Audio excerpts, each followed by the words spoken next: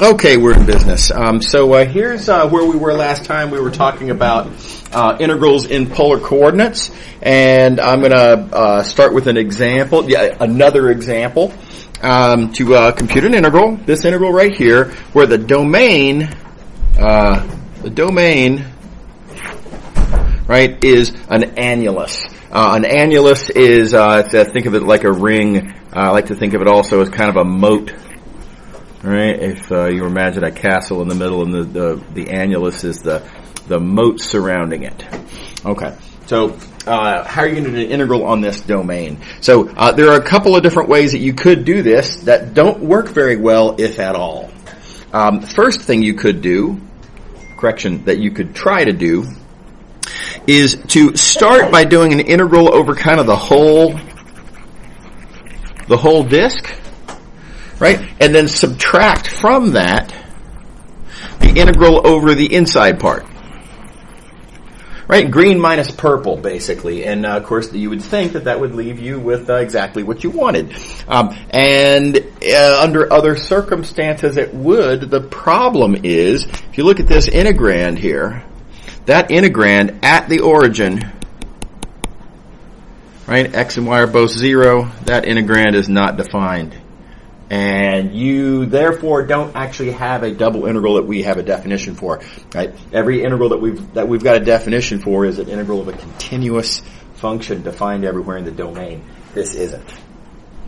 Now, there's a temptation to say, oh, well, yeah, but I could deal with that with an improper integral. The thing is there's some sticky wickets on that for double integrals. Improper integrals is it's a nasty business, and it's something we're not going to do in this class. We're not going to talk about improper integrals in this class. So that doesn't work. This is a crash and burn. You can't do it at all. Okay, next approach, better but still not desirable. Would be to take our domain and chop it up into pieces. And so, for example, that piece, and that piece, and this piece, and this piece. Right? Chop it up into 4 pieces. Each one of these you can deal with in rectangular coordinates if you slice the right way. So, a little slow and tedious, I suppose, but you could do it. But yeah, slow and tedious, right? Who wants to do that? I don't want to do that. Even worse than the fact that there's 4 of them, notice that all of these curves. So, for example, this edge right here, that's going to be part of the blue integral. That edge, being as it is a circle, the equation for this, whether you solve for y as a function of x or on a different piece, x as a function of y, square roots. Now you've got square roots in your bounds. So not only is it 4 integrals, it's 4 hard integrals. And that's not good. Nobody wants that. So let's call that plan B. So the purpose of this, of course, is to make polar coordinate integrals look good. And so look how easy it is to do this in polar coordinates. Rectangular is terrible, basically. And but in polar coordinates, no problem. RD theta, right? Reminder, always put the R as you're writing down the differentials, right? Always write down RD theta all together. And then we'll see, looking at the bounds, what's the range of values for theta? Well, theta goes all the way around. So 0 to 2 pi. Does that make sense to everybody? And then let's see here, for a given value of theta, let's see, where does R start? R starts, if you will, at that point, which is on this curve, which has that equation. And let's see, we're looking for an R bound, so we solve for R, which is easy. And it's 1. Nothing to it. Right? Likewise, for the upper bound, let's see here, the upper bound here for R is this point, which is on that curve, which has that equation. Solve for R. 2. Nothing to it. Furthermore, notice that our integrand, even in this case, now again, this is a manufactured example. I rigged it up this way, right? But our integrand is just 1 over r. And so that simplifies nicely. Like so. And then even better, that r that was causing the singularity gets canceled by this r from the stretching factor, and we end up with, world's easiest integral, and the answer is easy. Okay. All right, so everybody see how that works? Questions? All right. Okay, another example. Another deliberately weird domain. So we're going to look at this disk. There's a disk there. Right, but now notice it says minus, in other words, not including any point in that disk. Right, so I'm going to subtract off all of that. Right? And the dark blue minus the purple leaves you with the gray shaded area that we have here. So let me go ahead and double highlight that. So this gray shaded area highlighted in yellow. Okay, so there's our domain. And again, I guess you could do this in rectangular coordinates, but whichever way you slice, you're going to have 3 chunks, be it that one, and that one. That's 3 chunks. Or that one,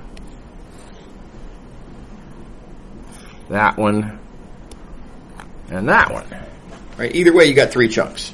So rectangular coordinates is bad, and of course that's not even mentioning the fact that each one of those will have bounds that have square roots. So very, very bad.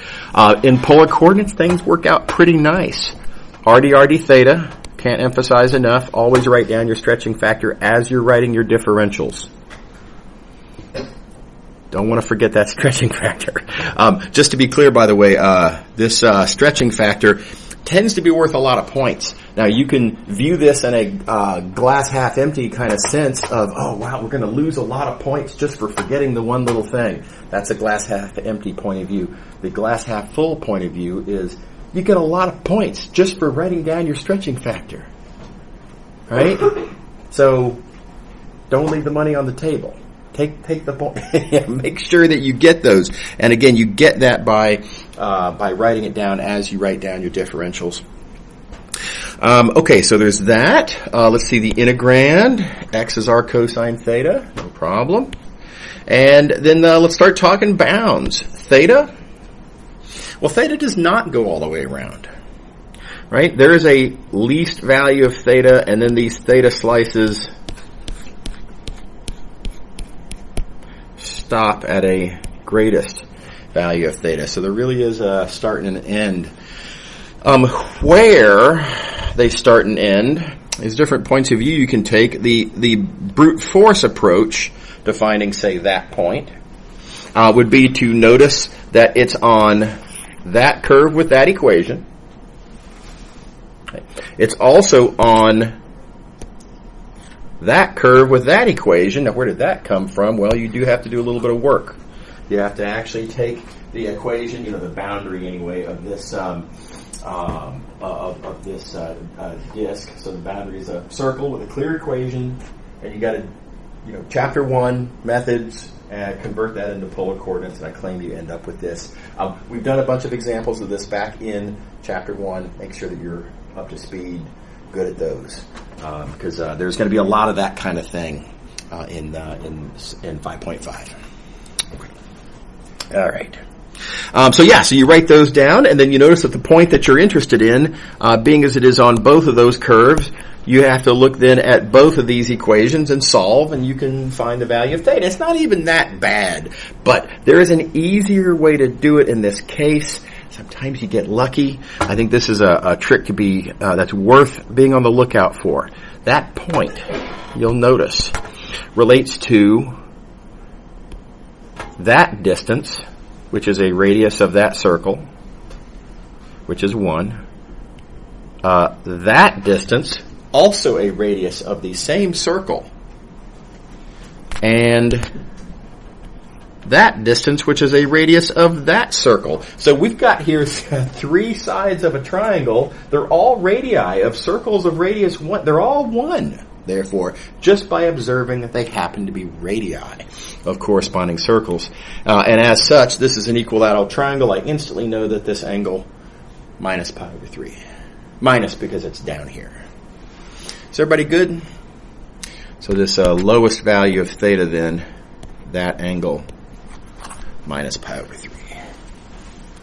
Yes? How do we interpret the notation for the region?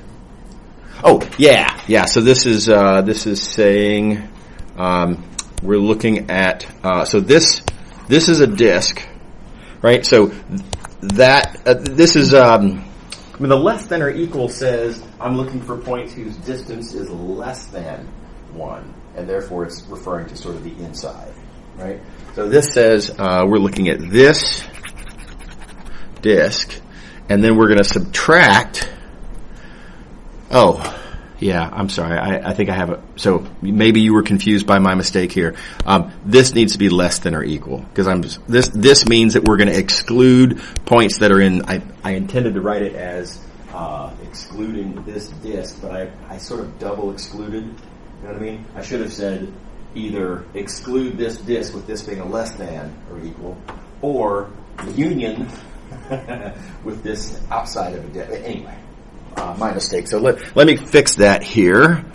This needs to be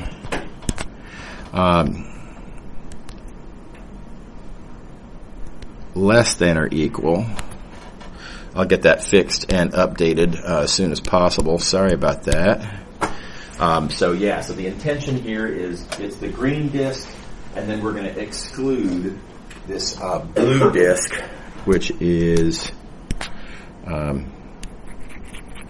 all of that. Does that make sense? Yeah. Thanks for catching that. Yes. Can you just explain how you got the pi over 3 bounds again, please? Yeah. So it's by observing that, you know what? I'd better leave that reminder there so I don't forget.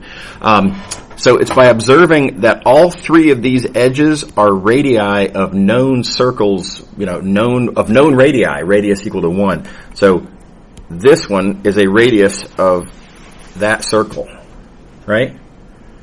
And so is that one. So I know both of those are side length 1.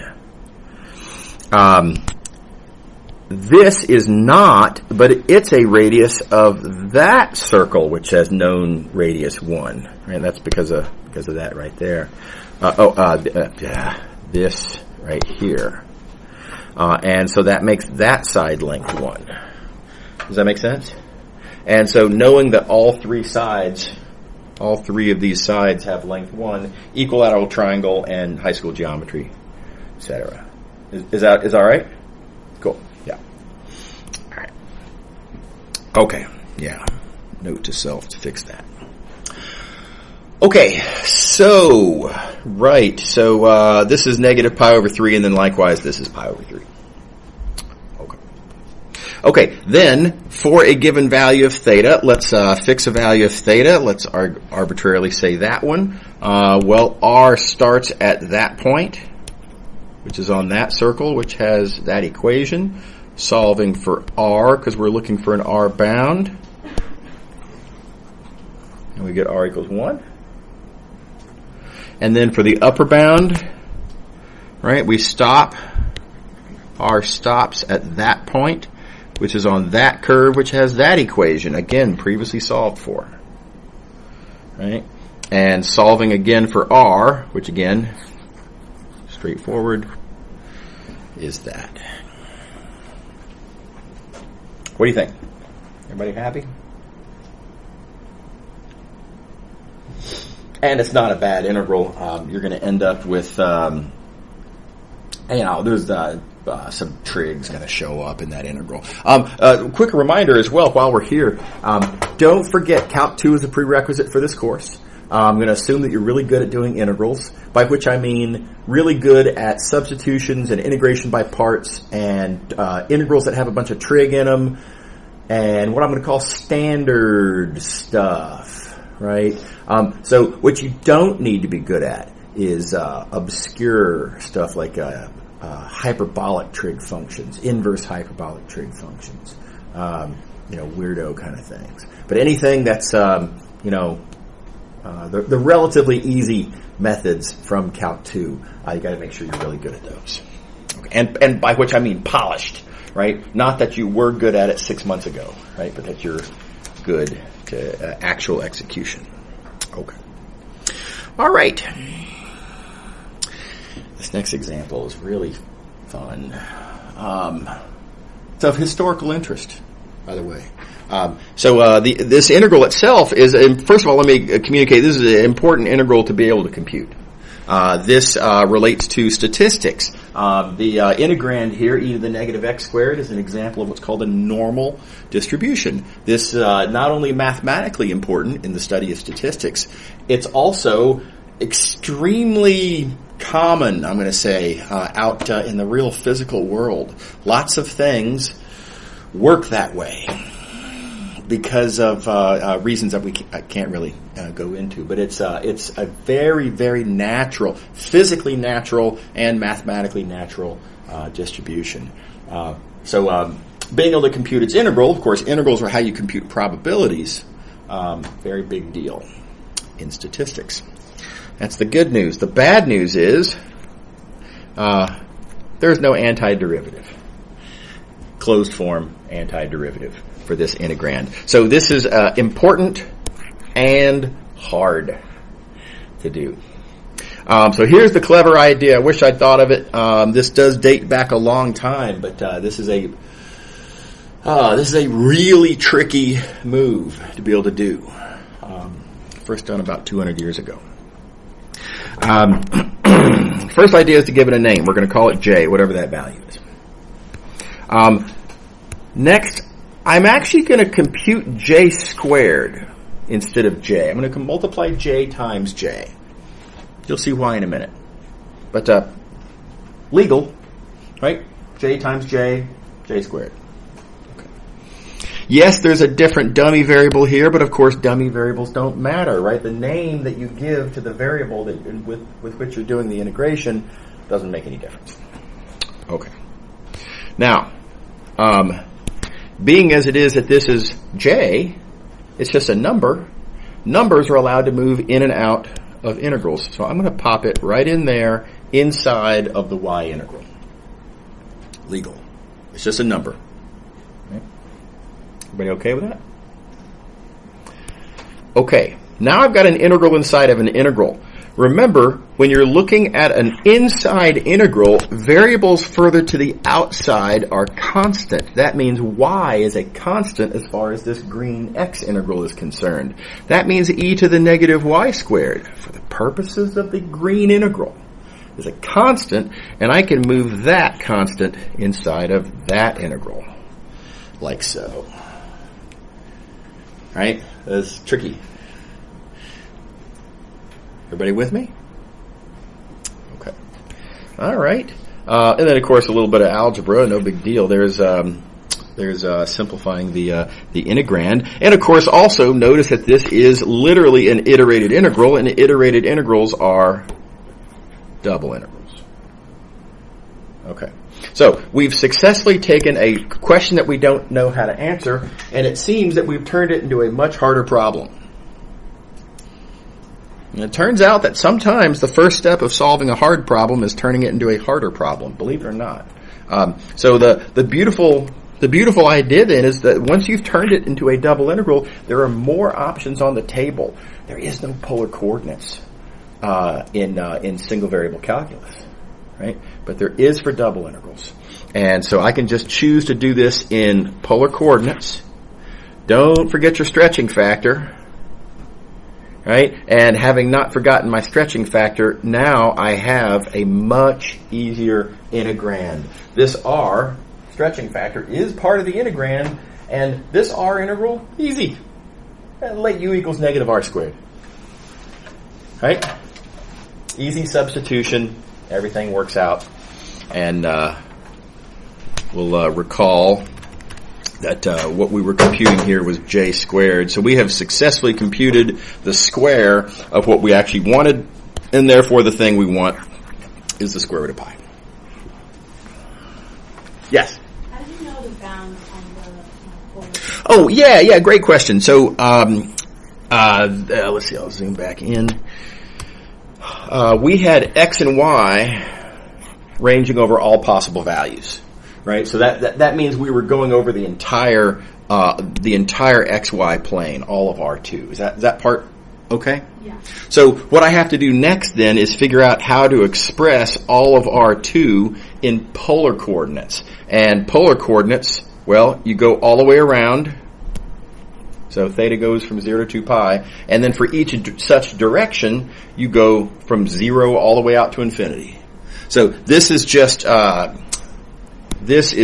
of the polar equivalent of R2. Yeah. So 0 to infinity is for just direction?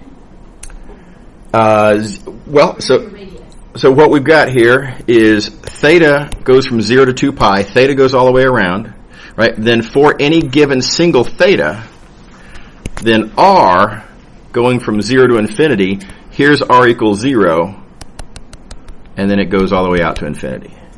Is that cool? Yes. Yeah. All right. Okay, so this is a neat move. Wish I had thought of it. Anyway, I think it's worth seeing. Okay, so that's polar coordinates. I'm going to move on now to cylindrical coordinates. It's very, very similar. We've already done part of this. We've already computed the stretching factor. We've already observed that cylindrical coordinates can be viewed as a change of variables function, computed the stretching factor. And now I'm just going to pull this same move where rather than actually drawing the pullback, I'm going to see what those slices look like over here in XYZ space so that I don't have to bother slicing up in the pullback space because I can see everything that I need over here. Same idea. The only difference is in what the slices look like. And, just a couple of observations. Theta slices, slices perpendicular to the theta axis. Well, they represent constant values of theta. What does a constant value of theta look like in XYZ space? Well, it looks like I like to think of this as kind of it looks like a door on a hinge, right? So I like that. So these are actually half planes, right? I like to think of it as a half plane hinged on the z-axis. That's where the hinge would be as that's kind of rotating around the z-axis. Does that make sense to everybody? Constant values of theta. Okay. So that's theta slices. R slices, perpendicular to the R axis, again represent constant values of R. A constant value of R in XYZ space is just kind of part of a cylinder. Right? Cylindrical coordinates, right? So these are what R slices look like. Now, the thing is, we are pretty much always going to have our differentials in this order. And so we're not really going to be looking at R slices on their own. We're going to be looking at R slices of theta slices. So what we really need to understand is if I have a theta slice, for example, this one, right? There's a theta slice. What does an R slice of that theta slice look like? And here is the R slice. How does this R slice intersect this theta slice? And well, it intersects in kind of little segments, like that little vertical segments like that. Does that make sense? Okay. All right. So, a couple of quick tips and tricks. There are 6 different orders. These are overwhelmingly the most common that you'll need to use. In fact, I think it's fair to say that in Math 219, you'll never need to use anything other than these 2. So I encourage you basically don't even entertain any of the other 4 possible combinations of your differentials. Just always choose one of these. The way you remember it, and in fact also part of the reason why, is you want your dr and d theta to be together and in that order. You always want the dr on the inside of the d theta, and the dz can either be on the outside or on the inside, but those are the only sort of two combinations that you need. Does that make sense to everybody? Willing to believe that? Okay. Again, just like in polar coordinates, always, please, I beg you, always include your stretching factor as you are writing down your differentials. It is so easy to forget, and again, if you forget, it costs you a lot of points.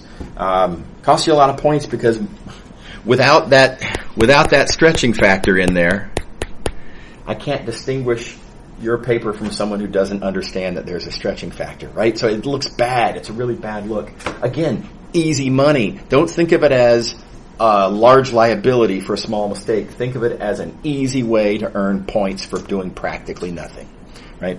And if you follow this rule of always writing your your stretching factor with your differentials, you'll get it every time. Okay. All right. And then lastly, we have our usual process of how to find bounds. You identify the relevant points. You identify from your picture. You got to have a good picture. What surfaces or curves are they on? And then you write down the corresponding equations. Let's see some examples. Okay, so upper half ball of radius A. So by upper half ball, what I mean is we're taking the regular ball of radius A, we're chopping it, letting the bottom drop, right? Keeping only the top half. This is called the upper half ball. Okay. All right. So arbitrarily, I'm going to do this order here for the slicing first. We'll do the other order in a minute. Let's start with this one. Notice, per my own advice, I've already got my stretching factor in there, right? I wrote that down as I was writing down the differentials. I'm constantly paranoid I'm going to forget it. Okay. So let's think about the ranges of values of the variables. Theta. Okay, well, here's what a theta slice looks like. In this case, the theta slices are these kind of quarter discs, if you will. And I appeal to your geometric intuition, they go all the way around. So theta goes from 0 to 2 pi. Yeah? Everybody okay with that?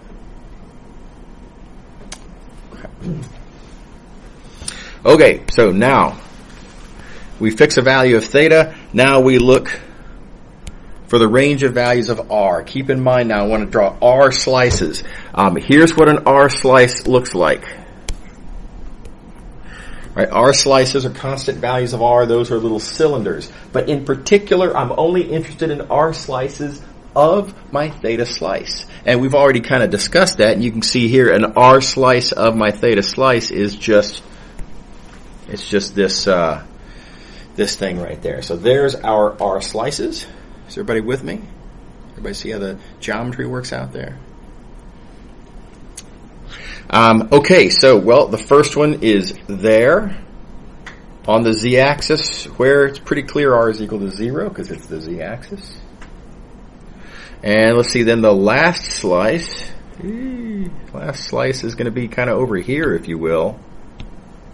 And now you can figure out this value of R by thinking about the fact that it's on the surface and it's also in the XY plane, and you can write down some algebra. I think there's a more convenient trick there, and that is to notice that the distance that we're looking at here, that distance to the z-axis, at this point it happens to be that distance is also the distance to the origin, which means it's also a radius of this ball, and we know that radius is A. So that one turns out to be a convenient one as well. Everybody with me? Okay. All right. Okay, and then last is now here's this is our R slice of our theta slice, and we are now going to look for the range of values of Z. Z starts, at that point. I know several things, but in particular I know that it's in the XY plane where Z is equal to 0. So again, sometimes you get easy. Z clearly starts at 0. And then let's see, the upper value comes from that point. And what I can say about that point is that it's on my sphere. Again, you got to have a picture for this. The picture is what tells you that, as Z is increasing, that, where you stop is when you sort of come out the top of the ball, aka the sphere. And of course, the sphere has that equation. Now, do be sure to take a quick pause and remind yourself. I have to do this for myself. I kind of forget what I'm doing. And reminder, I am solving for Z here because I'm looking for a Z bound. So in this equation, you need to solve for Z, and that gives you that for your upper bound. How we doing? Okay. All right. Now, just for comparison purposes, same question.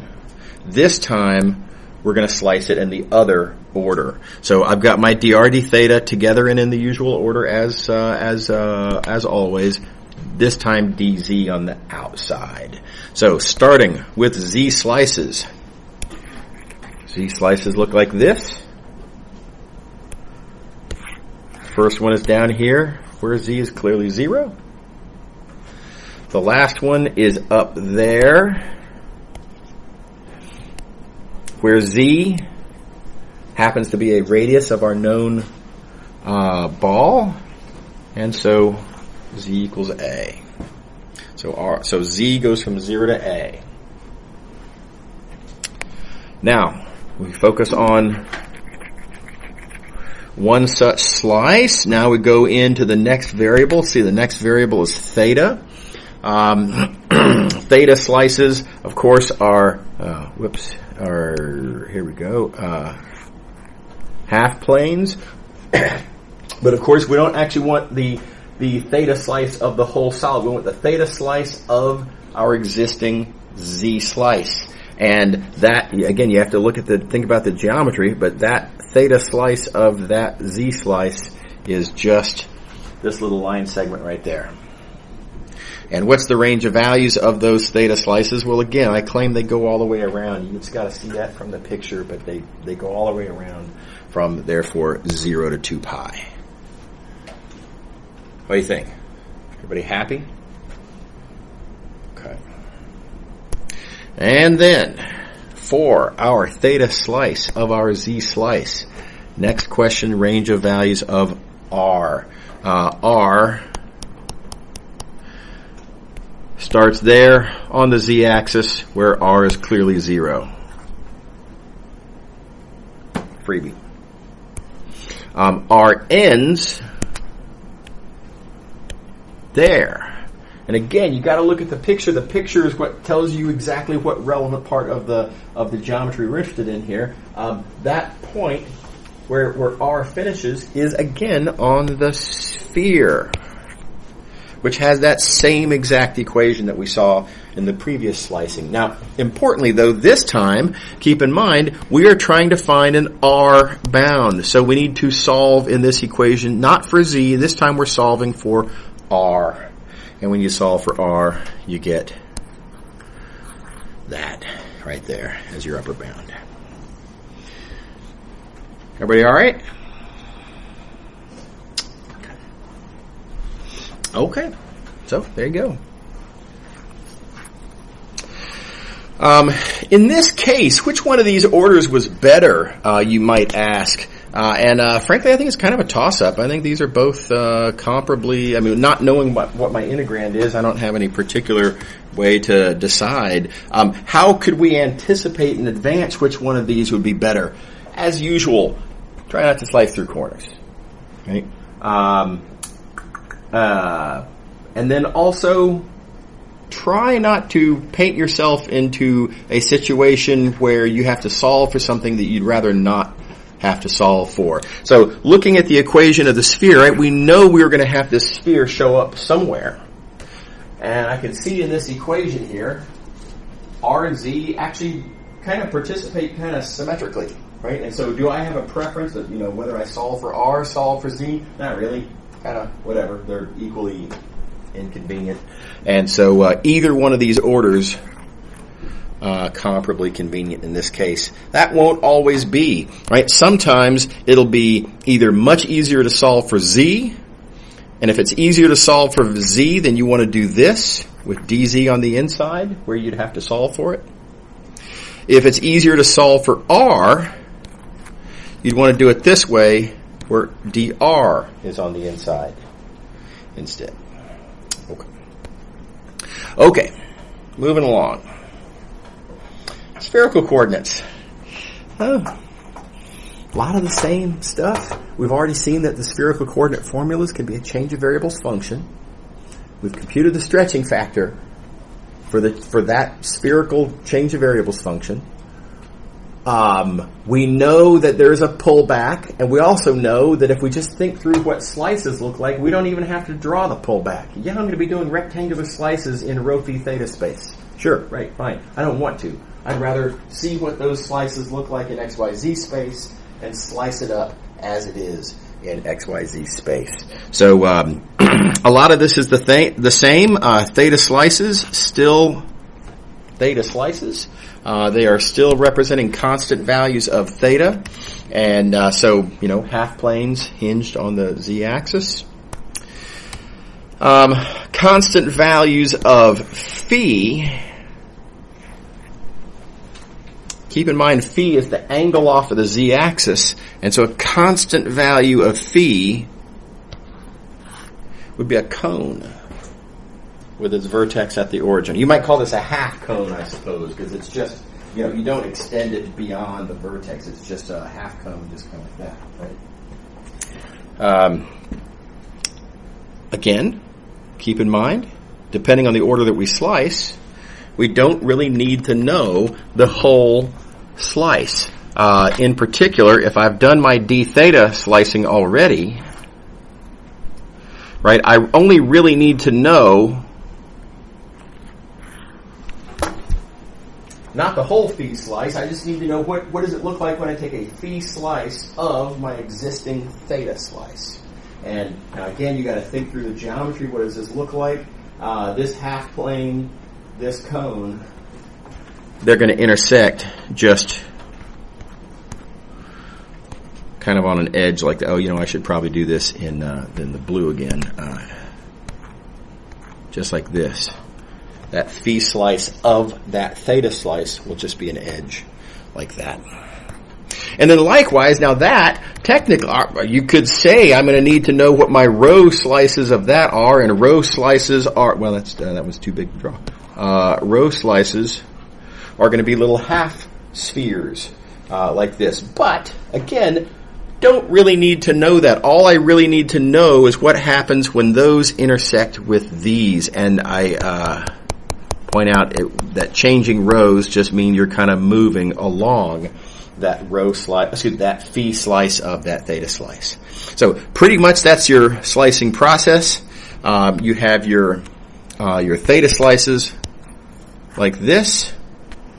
Phi slices we think of as being kind of rays coming out of the origin inside of the theta slice, and then rho on any one of those, rho just kind of goes from wherever to wherever. Okay, let's get our hands dirty and do one.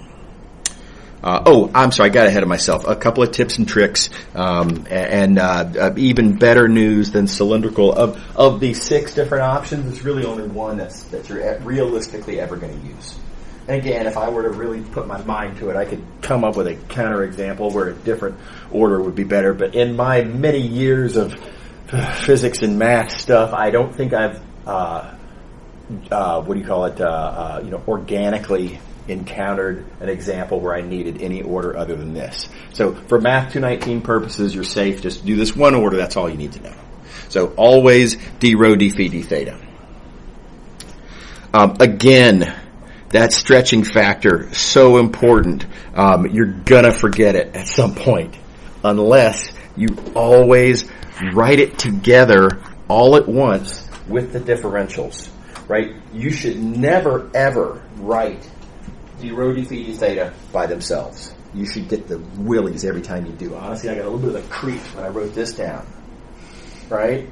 Hair on the back of my neck. You should always write this down all at once. Rho squared sine phi d rho d phi d theta. All in one breath, all in one stroke of your pen. Right? Because otherwise you're going to forget. It's a question of time, and again, it's worth points. It kind of has to be, and you don't want to leave those points uncollected. So always write that down all at once. And then, the usual. We got to think about, points that define our bounds, and those points are on certain surfaces which have certain equations, and that's how you find your bounds, as usual. So now let's dive in and actually do one. Here's a ball, radius A, not centered at the origin. This ball is kind of sitting on top of the XY plane at the origin. So its center is actually up here on the Z-axis. Yeah? Okay. All right, so let's think about our slicing. Again, we're always using the same order. Always going to do d rho d phi d theta. That means we're always going to do theta slicing, followed by phi slices of theta slices, followed by, now look at the range of values of rho. So, all right, well, here's what a theta slice looks like. Now, theta slices are these kind of half discs, if you will. And I appeal to your sense of geometry here. And go all the way around, 0 to 2 pi. Everybody see that from the picture? One way to think about this, I suppose, the solid domain, this solid ball, kind of encases part of the z-axis. And as such, it goes all the way around. Right? Okay. All right. So our theta bounds. Nice. Now we're going to fix a value of theta. We're going to look only at this theta slice. And before we go on to the phi slices, I do want to point out a little sort of, this is a geometric trick. You don't have to do this. I find this very helpful. It can be very confusing looking at a picture like this. It's three-dimensional, and now the part of the three-dimensional picture that we're actually interested in is part that we're not even looking straight at it, right? It's kind of angled. And like take this edge here, for example, this part of the door, as it were, that I've got drawn here. I know that that's horizontal, but in my picture it looks like it's leaning down. It's confusing, right? So this is maybe just me. You don't have to do it, but I find it convenient to let's just look straight at that theta slice. There's nothing going on here that I didn't already do in the picture above, but it's just that I'm looking sort of straight at it. You know, if I were looking at this theta slice directly at it, this is what it would look like. I just find that easier to work with myself. So for your consideration, again, you don't have to do that. That being said, our phi slices, keep in mind, phi slices of our theta slices, something like that. Again, hard to see in that picture. A little bit easier to see how they behave in this picture like that. And in particular, in particular, there's the first one at phi equals 0. And then, let's see here, as we move along, they get shorter and shorter and shorter and shorter and shorter and shorter, and they never quite disappear until you get to pi over 2. Right? They just keep getting smaller.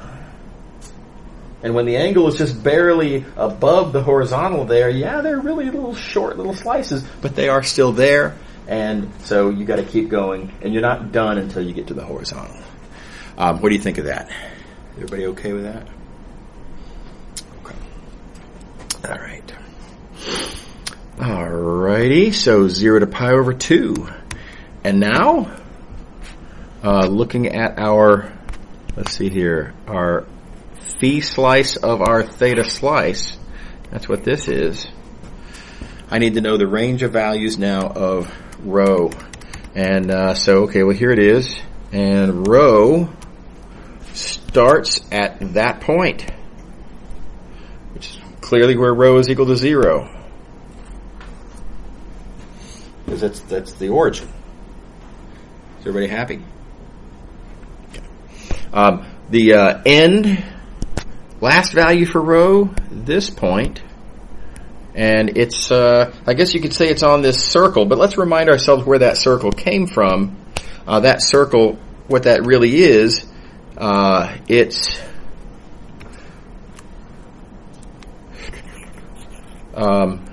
really part of the sphere. Right? So this upper bound, this upper value of rho is going to come from when you actually get to the sphere. And so we're going to have to figure out the equation of this sphere.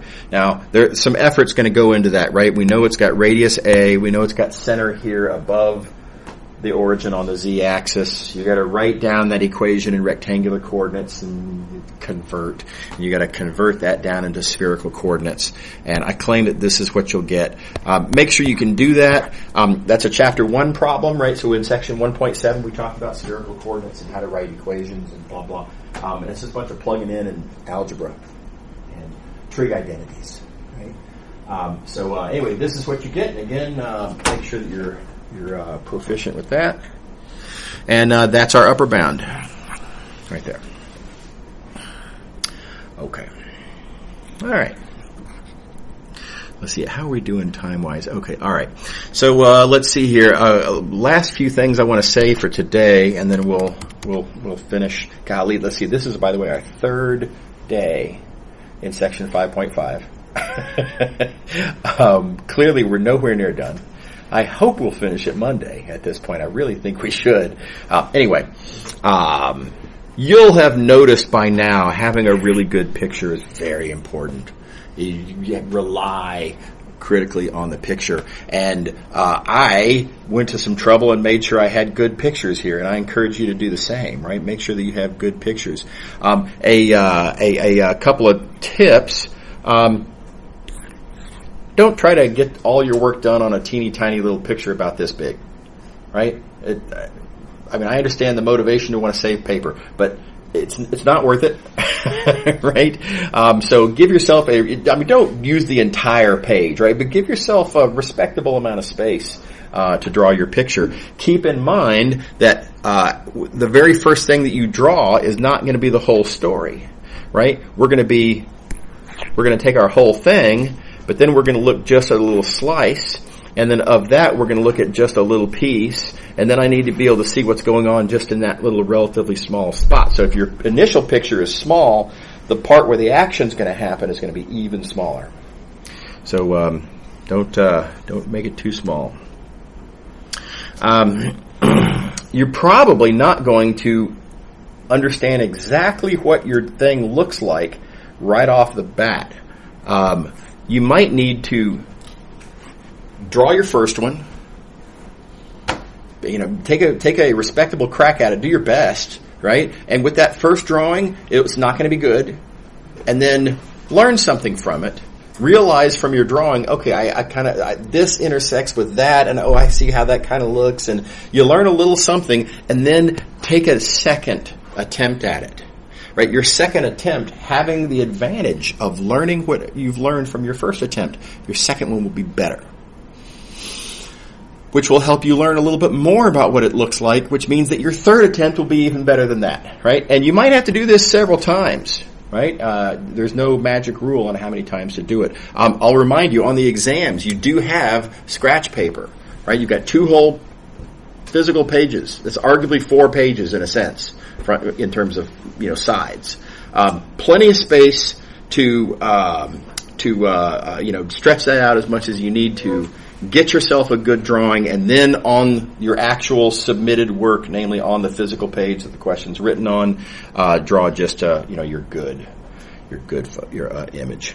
Okay. Lastly, there are things to know. Drawing is not just one of these kind of talents that some people have it, some people don't. That's not true. There are things to know, tips and tricks. There's a lot of them.